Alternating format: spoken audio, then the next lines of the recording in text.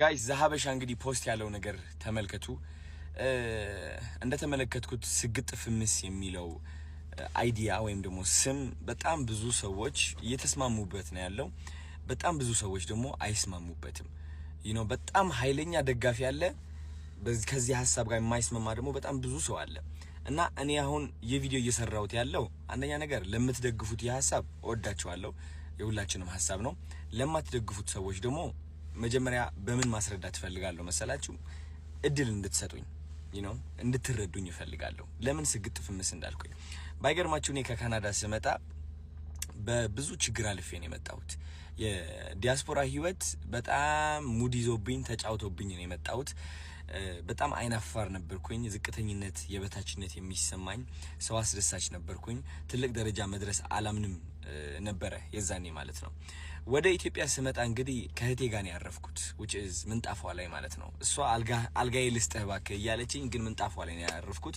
ለ7 ዓመት ሙሉ ካናዳ ኖሬ እንግዲህ አስቡት፣ ተመልሼ ኢትዮጵያ ላይ የህቴ ምንጣፍ ላይ ስተኛ ይህ ምን ያህል ዳሜጅ እንዳደረሰብኝ ውስጤ ልገልጽላችሁ አልችልም።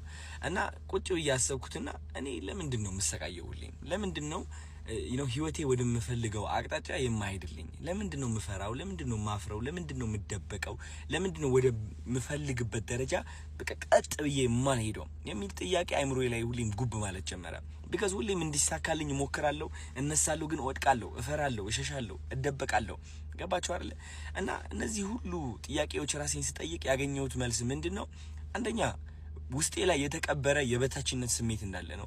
ውስጤ ላይ የተቀበረ እሺ ባይነት አለ። በቃ ሁሌም መስማማት፣ በምፈልገው በማልፈልገው ነገር ሰውን ለማስደሰት ፍቅር ፍለጋ ራሴን ፍቅር መስጠት አልችልም ነበረ።